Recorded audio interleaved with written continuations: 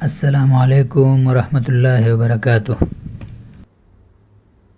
Denmark شمال میں Sweden اور ناروے ہیں، اور جنوب میں جرمنی، مشرق میں بحیرہ بالٹک اور مغرب میں بحیرہ شمالی میں واقع اسکینڈینیوین کنٹری ہے۔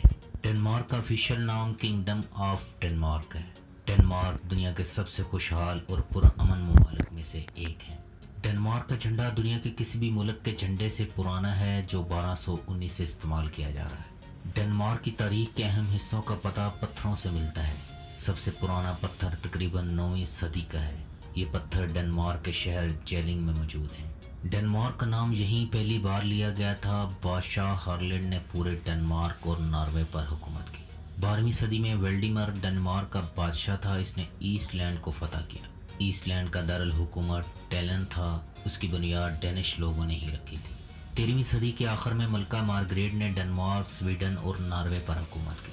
ڈنمارک نے یورپی یونین کی رکنیت 1 جنوری 1973 میں حاصل کی۔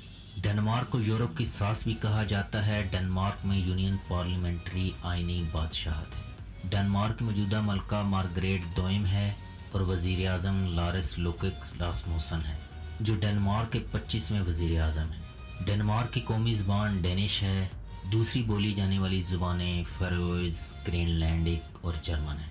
ڈنمارک کا رقبہ 24,931 کلومیٹر ہے، جو دنیا کا 130واں بڑا ملک ہے، اور خود مختار فارو آئلینڈز اور گرین لینڈ کا رقبہ بھی شامل کر لیا جائے تو اس کا کل رقبہ 22,10,579 کلومیٹر بنتا ہے۔ ڈنمارک کی آبادی 5.79 ملین ہے، جو آبادی کے لحاظ سے 112ویں نمبر پر شمار ہوتا ہے۔ کوپن ہیگن اس کا دارالحکومت ہے اور ملک کا سب سے بڑا شہر بھی۔ کوپن ہیگن کو دنیا کے سب سے خوبصورت اور تمام سہولتوں کی دستیابی کے لحاظ سے پہلے نمبر پر شمار کیا جاتا ہے۔ دارالحکومت کی آبادی تقریباً 12 لاکھ کے قریب ہے، اور دوسرا بڑا شہر اراہس ہے، جس کی آبادی 2,40,000 کے قریب ہے۔ ڈنمارک اور سویڈن کو آپس میں ملانے کے لیے سمندر پر پل بنایا گیا ہے۔ اس پل کی خاصیت آدھا سمندر کے اوپر ہے اور آدھا سمندر کے نیچے۔ آپ نے اپنے اسمارٹ فون میں بلوٹوتھ ضرور استعمال کیا ہوگا۔ اس کا نام ڈنمارک کے دوسرے بادشاہ ہیرالڈ بلوٹوتھ کے نام پر رکھا گیا۔ ہیرالڈ نے بکھری ہوئی سلطنت کو متحد کیا تھا۔ بلوٹوتھ بھی مختلف ڈیوائسز کو باہم منسلک کرتا ہے۔ بلوٹوتھ کا لوگو بھی ہیرالڈ بلوٹوتھ کے نام کے ابتدائی حروف سے بنایا گیا ہے۔ ڈنمارک کا امیر ترین شخص اینڈرس ہولچ پولیسن ہے، جس کی دولت کی مالیت 7.4 ارب ڈالر ہے، جو کپڑوں کی مشہور چین بیسٹ سیلر کے مالک ہیں۔ ڈنمارک میں لوگ سال بھر پرانے شیشے کے برتنوں کو سنبھال کر رکھتے ہیں، اور 31 دسمبر کی شام دوستوں اور رشتہ داروں کے دروازے سے انہیں توڑ کر چکنا چور کر دیتے ہیں۔ لیگو ڈنمارک کی کمپنی ہے۔ لیگو کا مطلب ہے اچھا کھیلو۔ یہ کمپنی 1932 میں بنائی گئی تھی۔ یہ اب تک 3.2 خرب لیگو برکس سیل کر چکی ہے۔ ڈنمارک کی سرحد صرف جرمنی کے ساتھ ملتی ہے، باقی تمام ممالک کے درمیان پانی ہے۔ ڈنمارک کی لیرپک مکھن دنیا بھر میں مشہور ہے۔ یہ پتہ نہیں سور کے دودھ سے بنتا ہے یا گائے کے۔ ڈنمارک دنیا کا 5واں بڑا فوڈ برآمد کرنے والا ملک ہے۔ ڈنمارک کی آرمی کو رائل ڈینش آرمی کہا جاتا ہے، جس کے ایکٹیو سولجر کی تعداد 12,500 ہے، اور ریزرو آرمی 63,000 کے قریب ہے۔ اس کی بنیاد 17 نومبر 1614 کو رکھی گئی، یعنی 404 سال ہو گئے ہیں، اور اسے دنیا کی سب سے قدیم آرمی بھی شمار کیا جاتا ہے۔ ڈنمارک دنیا کا پرفضا رکھنے والا ملک ہے، جس میں یہاں کے قوانین کا بہت بڑا ہاتھ ہے۔ آپ کو یہ جان کر ضرور حیرت ہوگی، ڈنمارک میں سائیکلوں کی تعداد وہاں کی آبادی سے بھی زیادہ ہے۔ ڈنمارک میں امیر ہو یا اوسط درجے کا شہری، سبھی شہر کے اندر کا سفر نیدرلینڈ کی طرح سائیکل کے ذریعے کرتے ہیں۔ ڈنمارک دنیا میں سب سے زیادہ نوبل انعام جیتنے والا ملک بھی ہے، جو اب تک 13 نوبل پرائز جیت چکا ہے، 5 میڈیسن، 3 فزکس، 3 لٹریچر اور کیمسٹری میں۔ کوپن ہیگن کی مشہور حیران کن رنگدار عمارتیں، برائٹ کلر بلڈنگز۔ ڈنمارک میں یہ شاید وہ جگہ ہے جس کی سب سے زیادہ فوٹوگرافی ہوتی ہے۔ یہ بلڈنگز دراصل نیہان ہاربر کا حصہ ہیں۔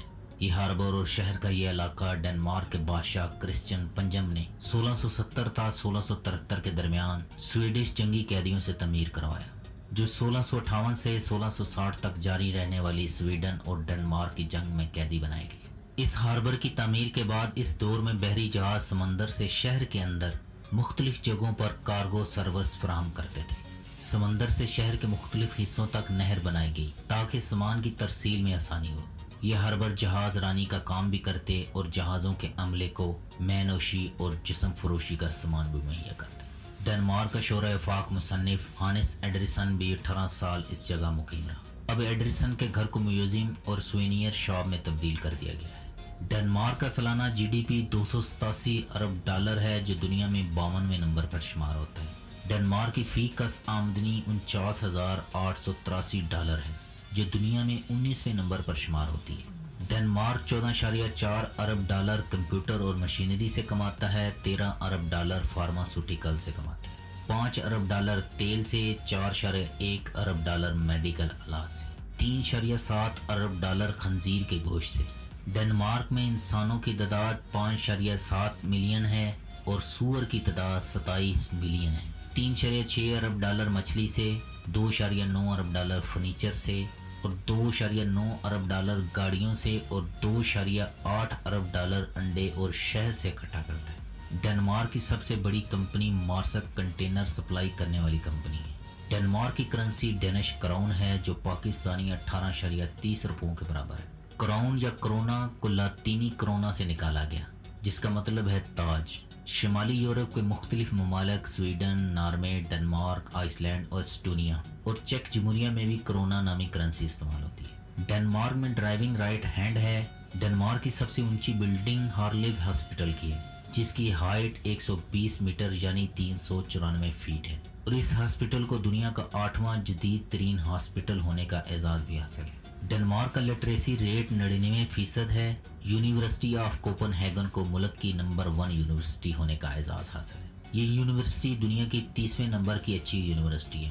ڈنمارک کا مطلب لینڈز آف ڈینز ہے۔ ڈنمارک میں 184 دن سال میں برف باری کا ریکارڈ ہے۔ ڈینش سلطنت دنیا میں سب سے قدیم ترین مسلسل بادشاہت ہے اور 1000 سال سے زائد سے عرصے سے موجود ہے۔ ڈنمارک پاکستان سے ٹائم کے لحاظ سے 3 گھنٹے پیچھے ہے۔ کوپن ہیگن میں مناروں والی پہلی مسجد کا افتتاح ہوا۔ اس مسجد کی تعمیر کے خلاف ڈنمارک میں مظاہرے ہوئے۔ 6700 اسکوائر میٹر پر تعمیر کی جانے والی اس مسجد کی عمارت میں مسجد کے علاوہ ثقافتی مرکز، اسٹوڈیو اور فٹنس سینٹر بھی موجود ہے۔ اس مسجد کے لیے قطر نے 150 ملین کراؤن دیے ہیں جو تقریباً 20 ملین یورو بنتے ہیں۔ افتتاحی تقریب میں کسی ڈینش سیاستدان کا موجود نہ ہونا بھی اس بات کا ثبوت ہے ڈنمارک میں شدید مخالفت پائی جاتی ہے۔ ڈنمارک میں آباد 2 لاکھ مسلمانوں کو امید تھی کہ ڈینش معاشرہ انہیں قبول کر سکتا ہے، تاہم حکومت کی جانب سے افتتاحی تقریب میں کسی ڈینش سیاستدان کا موجود نہ ہونا اس بات کا ثبوت ہے ڈنمارک میں مسلمانوں کے خلاف شدید مخالفت پائی جاتی ہے۔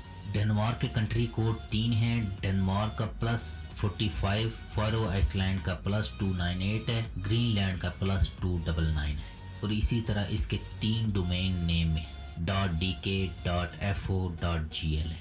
ڈنمارک کا شمار دنیا کے سب سے کم کرپٹ ترین ممالک میں پہلے نمبر پر ہے، یعنی بدعنوانی کا تصور بھی نہیں پایا جاتا۔